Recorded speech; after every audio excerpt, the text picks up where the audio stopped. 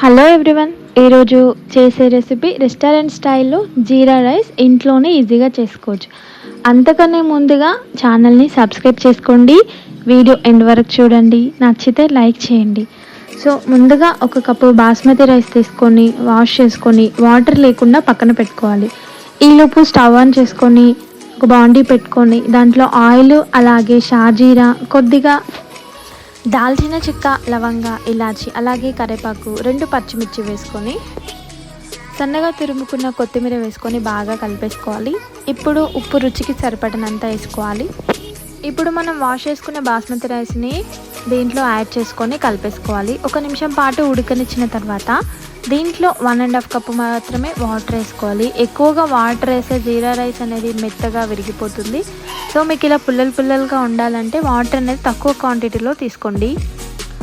ఒక 15 మినిట్స్ తర్వాత ఇలా బాగా కుక్ అవుతుంది. చూడండి ఇందులో ఎలా మంచి పుల్లలుగా వచ్చింది. జీరా రైస్ అనేది పర్ఫెక్ట్గా ఉంటుంది, అచ్చం హోటల్ స్టైల్ లాగా ఉంటుంది. మీకు నచ్చితే ఒకవేళ ట్రై చేయండి, పర్ఫెక్ట్గా వస్తుంది.